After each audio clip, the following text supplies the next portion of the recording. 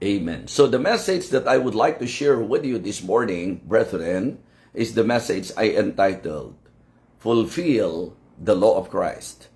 Fulfill the Law of Christ. Siguro po magbibigay pansin po tayo sa ilang mga talata lamang po sa chapter na ito. Galatians chapter 6, beginning verse number 1. Brethren, if a man be overtaken in a fault, he which are spiritual, restore such an one in the spirit of weakness, considering thyself, lest thou also be tempted. Bear ye one another's burden, and so fulfill the law of Christ. Bear ye one another's burdens, and so fulfill the law of Christ. So dito ko po kinuha yung title ng ating pong magiging talakayin. Fulfill the law of Christ. Ilang bagay po ang gusto kong i-share mula po dito sa ating magiging mensahe. Pero maliwanag po mga kapatid na sa opening pa lamang, sa verse number 1, malinaw na malinaw po ang sinasabi, lalo na po sa mga nakiklaim na tayo po ay mga spiritual.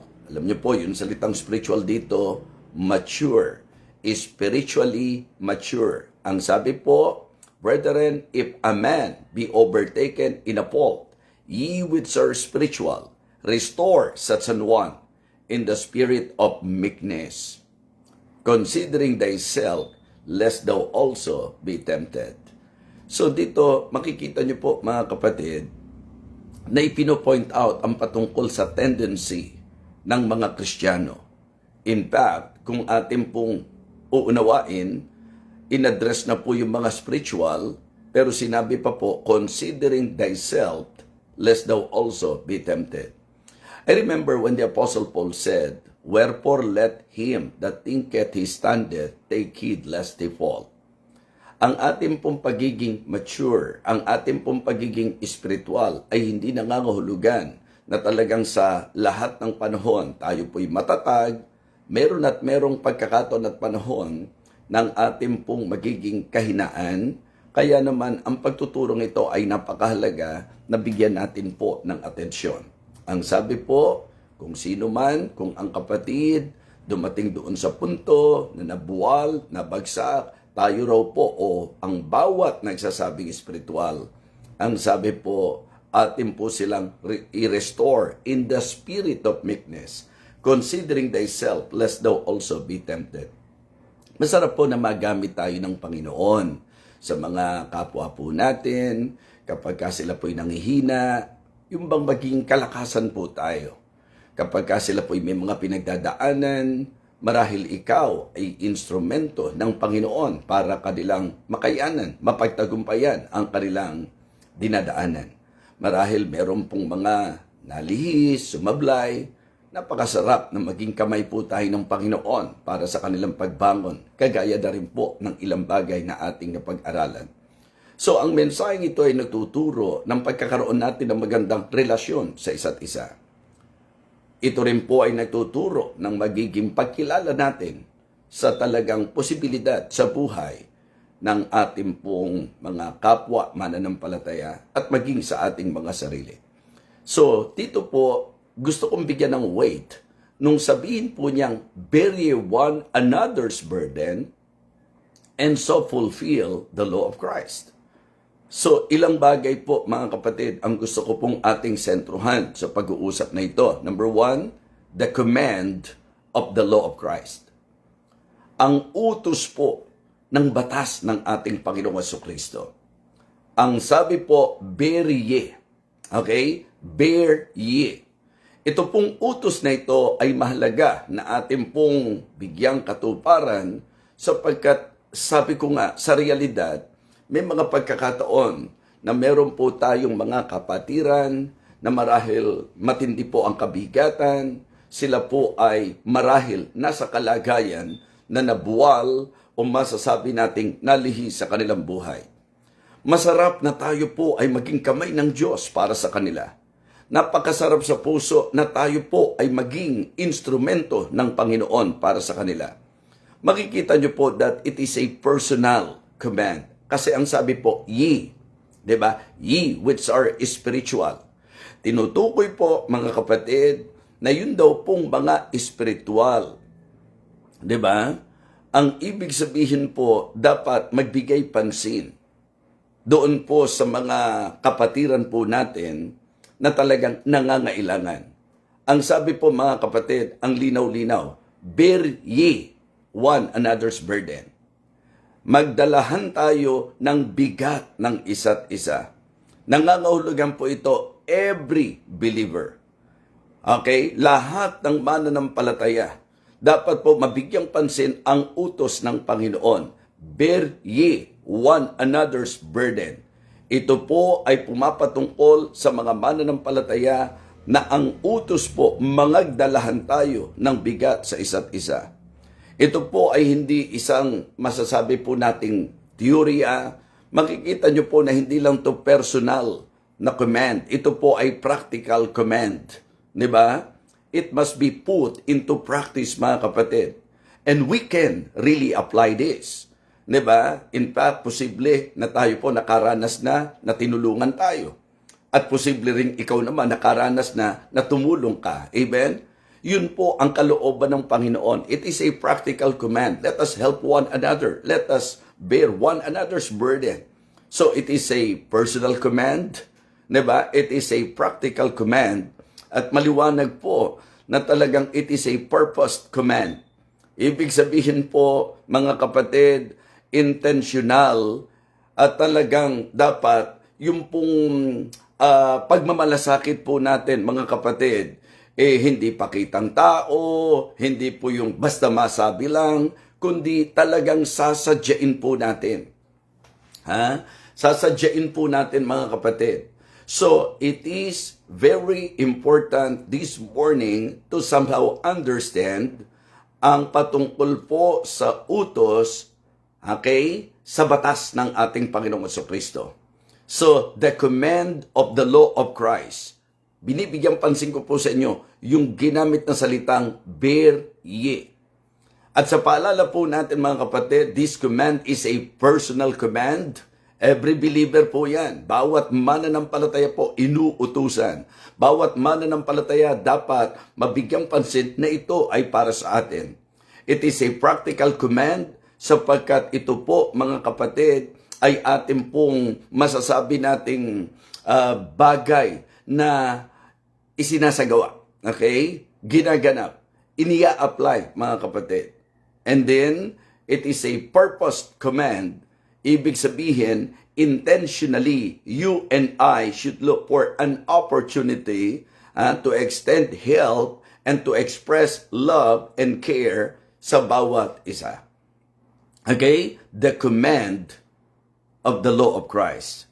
Second, bigyan pansin natin yung puso. Diba? The compassion of the law of Christ. Ang ibig sabihin dito, nung sinabi po niya kasing, diba, bear ye one another's burden. Diba? Mahalaga po na ito, mga kapatid, mga minamahal, ay mabigyang pansin na talagang hindi po pwedeng mangyari ito nang wala pong damdamin.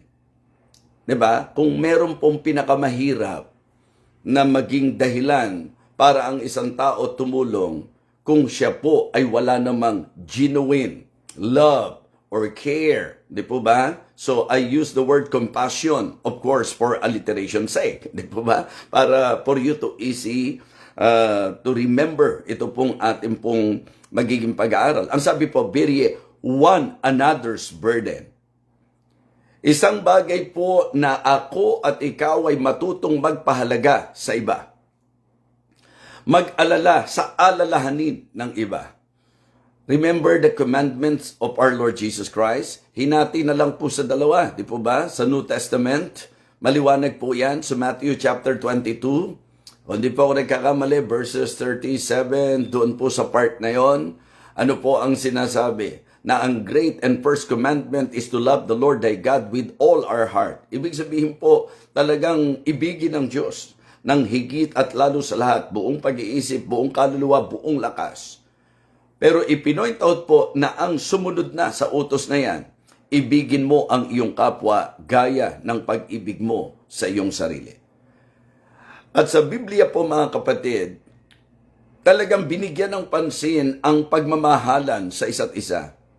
Diba? So bukod sa sinabi ng Panginoong, love thy neighbor as thyself, makikita nyo po na nung sumulat po si John, sa 1 John, mga kapatid, he emphasized the importance of loving one another. And in fact, gumamit pa po dito ng mga pahayag na sinasabing kung hindi mo kayang ibigin ang kapatid mo, medyo hindi po convincing na sasabihin mong mahal mo ang Diyos. Dahil ang logic, paano mo masasabing mahal mo ang Diyos na hindi mo nakikita kung hindi mo magawang mahalin ang kapatid mo na nakikita mo? So gusto ko pong bigyan natin ng emphasis at weight yung salitang bear one another's burdens. Diba? So bearing burdens shows love. Yun pong dali natin, yung alalahanin natin ang problema ng kapwa natin. Kasi alam nyo, ang iba po worse. Kaya may problema yung kanilang kapwa, kagagawan po nila. Chinismis ang kapwa, di po ba? Minsan kapag kami nangyayari sa ating kapatiran, imbis na nandoon tayo, na parang shoulder to cry on, o yun nga. So iniyakan ka nga, pero pagkatapos nun, lalong umiyak. Dahil imbis na tulungan mo sa problema, lumala pa ang problema, pinagsabi mo pa ang problema. Kaya mga kapatid, minsan nakakatakot din po magtiwala. At ito ang reason kung bakit itinuturo ko po sa bawat isa po sa atin na ang pagdadala po ng bigat ng ating kapwa ay pagpapakita ng tinatawag nating pag-ibig, mga kapatid. Bearing burdens shows love. Ibig sabihin po, yung bang matutunan natin, nadali natin ang problema or mag-alala tayo sa problema or magbalasakit tayo sa problema sa dinadala ng kapwa natin. Hindi po ba? Ito yung sinasabi ko po, na po pwedeng tayo po'y maging kamay ng Diyos, tayo po'y pwedeng maging bibig ng Panginoon, po pwede po. At may mga pagkakataon po mga kapatid, sa totoo lang, yun lang pong may mapagsasabihan ka, laki-laking bagay na eh. Diba? Bearing burdens shares load. Talagang tumutulong ka. Ibig sabihin, yung bang kapag ka, kasi ang isang bagay na mabigat, talagang pag ikaw lang mag-isa ang nagbibitbit nito, mabigat po talaga. Pero pagka nakaranas ka at naramdaman mo na merong bumubuhat at na masasabi po natin na talagang pwedeng paghingahan mo ng problema mo, let us face the fact na ang laki-laking tulong. Kaya nga magandang meron pong mga Kristiyano na particular na kung tayo po'y mag-a-apply ng tinatawag nating pakikipagkaibigan, sana po maging kakaiba sa takbo ng kaisipan ng kaibigan sa sanglibutan. Isang bagay na talagang hiniling ko po sa Panginoon yan because we are not perfect, di po ba? Sometimes even without intention, nakapagpapalala po tayo ng problema ng kapwa po natin.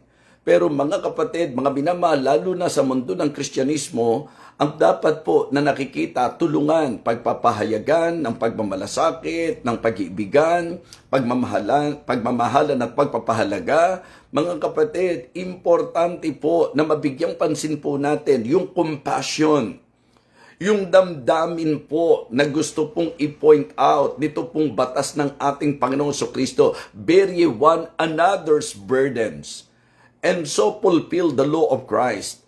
So ako at ikaw, kung magiging honest po tayo, yes, given na po yan, that we can pray to God, di ba? We can kneel down, we can even cry to God, pero let us face the fact na may mga human instrument, and it is good na ako at ikaw ay maging willing na instrumento po tayo ng Panginoon in helping each other. Yun talagang makatulong po tayo sa isa't isa. So kasi yung pagdadala mo ng bigat ng kapwa mo, ito po'y nagpapahayag at nagpapakita ng pagmamahal. Diba? Bearing burden shows love, mga kapatid. Bearing burden shares load. Okay? Mahalaga po na ang bawat isa na bigat, medyo magagaangan kapag ka po tayo ay nakausap, medyo nakapaghinga sa atin. Ang idea, mas gumagaang po yung buhat kapag ka dalawa ang bubuhat. Amen? Yes. At importante po ang talagang Christian concept ng tinatawag nating friendship, di po ba? Sa Biblia nga po, ang isang lagi ko pong pinagbabatayan, he who hath friends must show himself friendly. Diba? And there is a friend which sticketh closer than a brother. I believe you will all agree with me, especially kung kilala nyo po ako as much as I can. Kumbaga sa application po, if it be possible, as much as light in you, live peaceably with all men. It is really my joy na talagang makipagkaibigan, mga kapatid. And my prayer is that every time na ako po'y makikipagkaibigan, gusto ko po maging genuine po ako. Bago ko pa po ipanalangin na maging genuine ang nakikipagkaibigan sa akin, ang unang prayer ko, ako muna. Na nawa maging genuine ang pakikisama, ang pakikitungo, yung bang walang kaplastikan, yung idea po nung let love be without dissimulation. Abhor that which is evil and cleave to that which is good. Mga kapatid, hindi ko po pwedeng ikaila sa inyo ang katotohanan that in my life, in the ministry, particularly in the ministry, it is really a great blessing na may mga kaibigan po. Yes. At yun po ang itinuturing kong yaman ko po sa buhay ko sa ministry. Yung pong mga kaibigan. Well, syempre po, for sure, meron tayong mga karanasan na inakala mo kaibigan mo. Hindi naman pala. Okay? Pero hindi po yun para pumigil sa atin na i-apply ang kalooban ng Panginoon na talagang bilang mga Kristiyano, kailangan po magmahalan tayo sa isa't isa. Bilang mga Kristiyano, magpanalanginan po tayo. Bilang mga Kristiyano, dapat po ganapin natin yung alam nating kalooban ng Diyos sapagkat tayo po'y po pwedeng maging puso ng Diyos sa ating kapwa. Amen? Well, it is good to somehow understand and consider the concept of what I am sharing. Sapagkat ang Diyos, hindi natin siya nakikita. Pero pwede pong madama ang Diyos sa pamagitan ng pagmamalakasakitan po natin, sa pamagitan po ng pagpapahalaga natin sa isa't isa at pagmamahalan natin. Maraming pagkakataon na po na ako'y in-encourage ng Panginoon using friends. Okay? O kapatid natin sa pananampalataya. At yun po ang ikinagaganda ng church. Kapag ka po yung magkakasama sa church, wala pong plastikan, na talagang malasakitan. Hindi po tayo dapat lumagay doon sa katayuan na magiging kasiraan ng iba. That is against the law of Christ.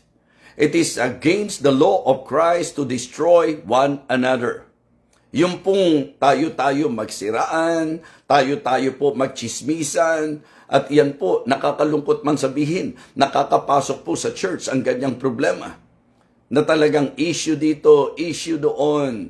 Sabi ko nga, kung alam mo nang makakasama, okay, nasasabihin mo, yung pong mga alam mo tungkol sa kapatid mo, sa kapwa mo. I mean, mga kapatid, use our discernment. Dapat maging ano po tayo, maging instrumento po tayo ng Panginoon sa ikapapayapa at hindi sa ikagugulo o ikalalala ng problema. Hindi po upang maglingid po tayo, kundi maging matalas lang po ang discernment natin. Itanong natin, ito ba ay makakatulong sa meron pong mga conflict? Ito ba ay aayos doon sa kanilang problema o magpapalala sa problema? Mga kapatid, bearing burden shows love. Bearing burdens shares load. And bearing burdens strengthens lives. Diba? Ibig sabihin mga kapatid, yung pong idea ng itinuturo ng Panginoon, po pwede tayong magpalakas sa mga nahihina, manghihina. Di po ba? Ang sabi po, ang linaw-linaw, brethren, if a man be overtaken in a fault. So nandun tayo sa context na ang presentation ni Apostle Paul, meron daw po na kung saan nagkamali, meron pong bumagsak. Brethren, if a man be overtaken in a fault, he would serve spiritual. Yung palang pong sinabi niya, restore such an one in the spirit of meekness. Diba? Yung klase ng damdaming dapat taglay po natin. Diba? Yung kaisipan pa lang to restore someone. Yun talagang maibangon po natin. Yung makapagtayo tayo ng mga nabubuwal, yun pa lang po, compassion na po ipinakikita nun. Kaya nga doon sa mga nagsasabing tayo po spiritual, so isang manifestation po nito ay yung pagkakaroon natin ng compassion na katulad ng ating Panginoon. And in the law of Christ, we can feel really compassion. Yung pong tamang puso. Ito po ay pagpapakita ng pagmamahal. Ito po ay magpapagaang at talagang, kumbaga, yung pagbibitbitan natin sa isa't isa. Hindi ho konsentihan, no? Lagi natin dinidiin po yan. Mga kapatid, gusto nating tumulong sa mga nabuwal, pero hindi po tayo dapat magpapalakas ng loob pa ng mali para magpatuloy sa mali. Ang kalooban po ng Panginoon, kapag ka po merong nabuwal, kapag ka merong pong nagkamali na lihis, nandun tayo dapat taglay ang pusong makadiyos sapagkat yung batas ng ating Panginoong Hesukristo, it takes love, it takes compassion for us to apply. Amen? Yung pong restoration, restoring the falter, mga kapatid. Yung pong helping the falter, yung pong mga bumagsak, the fallen, di ba? So, yung pong mga bumagsak, tulungan po natin, it takes heart, it takes love, it takes compassion. So, kaya sabi ko, ang unang binigyan natin ng pansin, the command of the law of Christ. And then, dito po sa ikalawang tinatalakay po natin, the compassion of the law of Christ. Pinakikita ko po na ang magdala ng bigat sa isa't isa ay pagpapakita ng pagmamahal. Ito po ay masasabi nating pagtutulungan din at yung pong sharing nung tinatawag nating load and then strengthening, di ba? Strengthens lives. Yan po ang pwedeng makita po natin sa usapan ng ating pong pagsunod sa batas ng ating Panginoon. Kumbaga, yung pong malaman mo na may somebody na nandyan for you. Di ba nakakalakas po yun? Yung may magsabi lang sa iyo. Bagamat ito po, paalala ko lang. Pag sinasabi nyo pong ipinagpe-pray kita, sana po talagang totoo na ipinagpe-pray po natin. So yung maramdaman mo na may somebody na nandyan for you, somebody who is willing to listen to you, somebody that will embrace you kahit na talagang masasabi nating may kahirapan ka, that is actually good na talagang inia-apply natin bilang mga Kristiyano. So napakahalaga po mga kapatid ng ating pong tinatalakay nito. Bear ye one another's burdens and so fulfill the law of Christ. So pansinin po natin yung and so fulfill the law of Christ. The completion of the law of Christ. Okay? The completion of the law of Christ. Ang sabi po, and so, fulfill the law of Christ. So, yung punto po, nung sinasabi kong completion, parang ang idea ko rin po dito, yung kalubusan at kaganapan, mga kapatid. In bearing one another's burden, natutupad natin ang kautusan ng ating Panginoong Hesukristo. Diba? Kasi ito pong batas na ito ng ating Panginoong Hesukristo, manifestation po ito eh. Diba? It should be the manifestation of love talaga. Hindi ba sabi po ng Bible, mismong ang ating Panginoon, na kapag kayo ay nag-iibigan sa isa't isa, then sasabihin nila that you are indeed my disciples. Kaya kapag church, tapos lagi na lang kayong may quarrel, church, lagi na lang pong atakihan at siraan, church, tapos divided po tayo, di ba? Ibig sabihin, kinakaladkad natin sa kahihiyan ang pangalan ng ating Panginoon. So kasi ang inaasahan po at ang dapat makita sa church na nagsasabing tayo po'y church ng Panginoon, yun po dapat ang pinamumugaran ng pagmamahalan. Yun po dapat ang pinamumugaran ng pagmamalasakitan, ng tulungan. Yun po ang kalooban ng Panginoon. Kaya sa Biblia po, pansinin po natin. Ano ang sinasabi? Pray for one another, encourage one another, exhorting one another, love one another, bear ye one another's burdens, and so fulfill the law of Christ. Amen? Yes. Kahit ako po, yung typical, ako po, pupunta ako sa isang church. Kung kapag punta ko pa lang po doon, ang mararamdaman ko na, meron pong division, mararamdaman ko na, meron pong parang tinatawag nating friction, meron pong conflict, and then kapag ka po nag-uusap, naririnig mo na yung isa nagsasalita ng laban sa isa, mga kapatid, yun po, kahihiyan po yan ang pangalan ng Panginoon. At hindi ko makikitang magpapatuloy ako at gugustuhin ko yung church na nag-invite sa akin na ganun ang espiritu na mararamdaman. Kaya nga yung positive na panig po nito mga kapatid, di ba? Nakakarinig po tayo nung, ang sarap naman, ang saya naman dito sa church nyo. Di ba? Napaka-warm naman ng pag-welcome. Tapos, para kayo talagang mga magkakapatid, ano? Yung talagang parang pamilya kayo. Ang sarap makita, ang sarap maramdaman na talagang hindi man tayo magkakadugo, biologically or physically, hindi man. Pero alam nyo, ang sarap dito sa church na talagang super sweet ng fellowship. Amen? So, yun po ang dapat mahayag, yun po ang dapat makita. So, yung manifestation of love doon sa fulfilling the law of Christ, yun po mga kapatid. And then, yung modeling, yung pagiging example sa usapan ng pagmamahal. So, mga kapatid, for me, dapat ang bawat isa po ay maging ehemplo, modelo ng totoong pagmamahalan. Kaya sa completion of the law of Christ, makikita nyo po yung manifestation, di ba? Yung model and also yung mark, di ba? Yung marka. Importante po na yung manifestation of love, yung model of love, di ba? At yung pong mark of love, yun po yung dapat makikita, mararamdaman, manonotice sa atin po bilang magkakapatid sa Panginoon.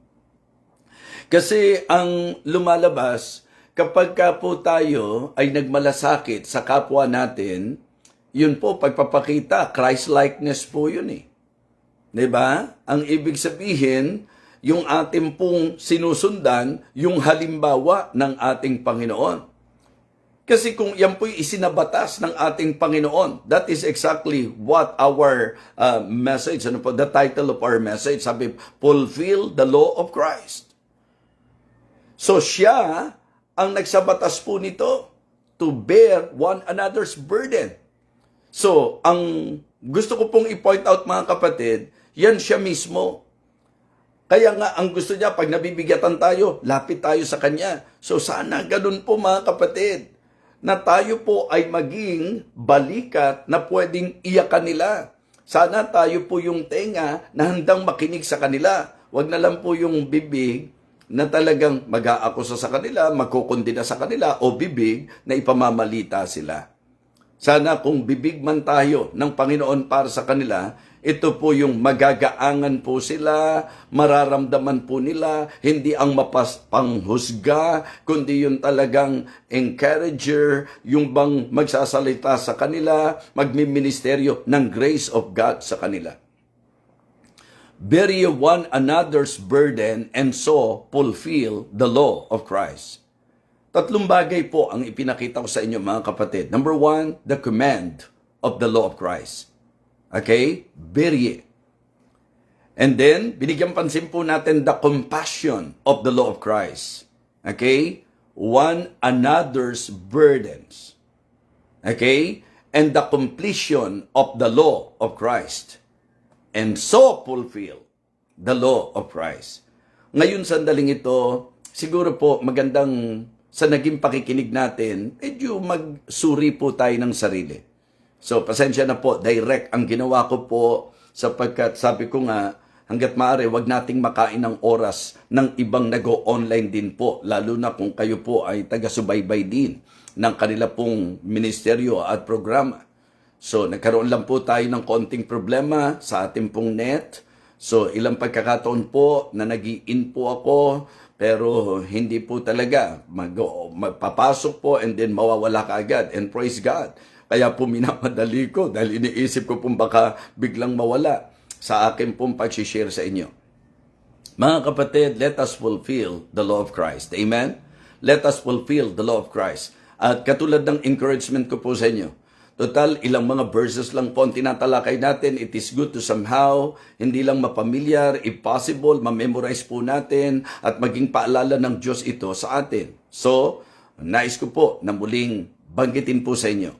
Ang sabi po ng verses 1 and 2 ng Galatians chapter 6, Brethren, if a man be overtaken in a fault, ye which are spiritual, restore such an one in the spirit of meekness, considering thyself, lest thou also be tempted. So doon pa lang po, kung hihimayin po natin, talagang napaka-mayaman na po. Brethren, if a man be overtaken in a fault, ibig sabihin, posible po na ang kapatid natin mabuwal. Posible po na ang kapatid natin bumagsak. Ang sabi po, ye which are spiritual. Bagamat napakahirap i-claim na tayo po'y mature, mahirap i-claim na tayo po'y spiritual. Sapagkat ang isang taong mature, hindi po yan masyadong pangahas na sinasabi, ako, mature na ako. And sometimes, ang maturity ng marami sa claim. Hindi po doon sa practice. Hindi po doon sa reality. Ye which are spiritual, anong sabi? Restore such an one in the spirit of meekness. Itong approach na ito, mga kapatid, po pwedeng rebuke pa din po ito eh. Dahil po posible po na nangyayari sa church. Ito, mabanggit ko lang po, nangyayari po yan. Na yung mga nag-aaktong spiritual, sila yung masyado pong condemning. Kaya po, kumbaga, itong approach na ito, medyo for me, napaka-wise approach. Dahil para bang pinopoint out mo, ikaw, sinasabi mo, spiritual ka. Kung merong mga nabagsak, kung merong mga nagkamali, restore such an one in the spirit of meekness. So may manifestation po yung maturity. Pagka-spiritual talaga, hindi mapanghusga. Pagka-spiritual, mga kapatid, hindi mapagkundina. Kapag ka po spiritual, hindi po sarado ang isip. Pagka po spiritual, ang dapat maging takbo ng isip, talagang ibabangon at ang iniisip ng isang taong may maturity, kung totoo man, ako rin kasi po pwedeng magkamali. Ako rin kasi po pwedeng dumapa o madapa. Po pwedeng dumating ako doon sa point na malihis ako. Kaya yun po yung, ang ganda po nung verse number 1 di ba? Brethren, if a man be overtaken in a fault, ye which are spiritual, restore such an one in the spirit of meekness, considering thyself. Di ba? Lest thou also be tempted. Pwede ring mangyari sa atin.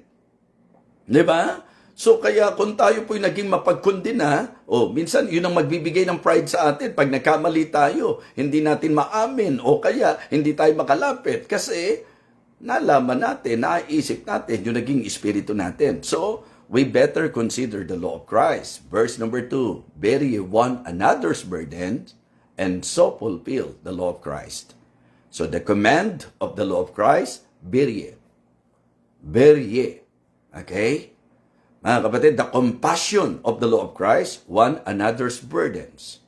Magdalahan tayo ng bigat ng isa't isa. Parang ang sinasabi, magmahalan tayo, magmalasakitan tayo, magtulungan tayo, magpanalanginan tayo, magpalakasan tayo. Yun po ang idea, compassion of the law of Christ. And then the completion of the law of Christ. And so fulfill the law of Christ. Dapat yung manifestation ng love, yung modeling ng love, at ganun din po yung mark. Diba? Yung marka ng tinatawag nating pag-ibig. Wow! Nakaraos po ako, mga kapatid. Nakakatuwa po, nakatapos tayo. So, to tell you honestly, inaalala ko po yan. Na baka mamaya, nasa kasarapan tayo ng ating magiging pagtatalakayan, biglang mawala po, biglang mawala po ang ating net. Sapagkat, sabi ko nga, I do not know kung na-notice ng ilan yan, nakapasok na, nawala pa, nakapasok na, nawala pa. So, nag-aalala ko, sabi ko, hindi kayo masasayang yung oras ko, but praise God through prayers. So, ginabayan po tayo ng Panginoon at nakatapos po tayo. Mga kapatid, let us fulfill the law of Christ. I hope and I pray na kahit to express ang dating po natin ngayon, halos nasanay naman ako ng ganun nasanay po ako na almost direct, mga kapatid, yung ating pong pagtalakay. Kaya I hope, actually po, bumitaw na naman, bumibigay na naman po. Kaya masarap na rin na nakatapos po tayo, mga kapatid.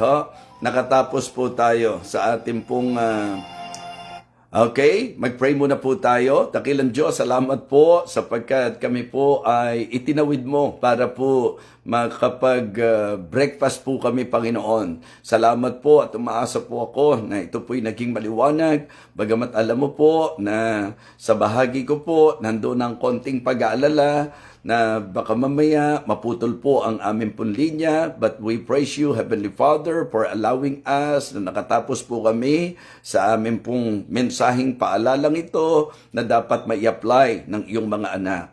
Ang kami po'y magdalahan ng bigat ng isa't isa. Pahayag ng pag-ibig at ng aplikasyon ng iyo pong example na ipinakita po sa amin.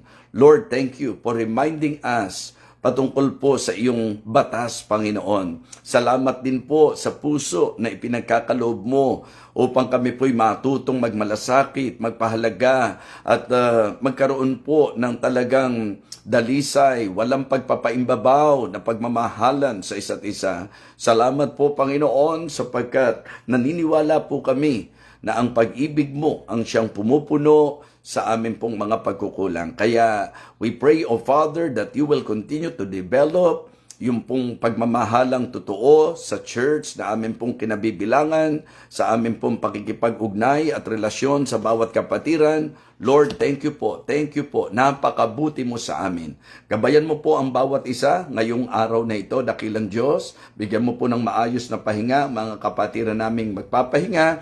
At gayon din naman, yung pong mga magtatrabaho, sa panimulang araw na ito, dakilang Diyos, samahan mo po sila, gabayan mo po sila, ingatan mo po sila. Salamat po Diyos at naway naging pagpapala pa rin po ang mensaheng ito kahit na po sa kalagayan na talagang hindi naging madali para po sa amin. We praise you, Heavenly Father, and we thank you for everything. Bless us, O Lord, we pray. In Christ's most precious name, Amen.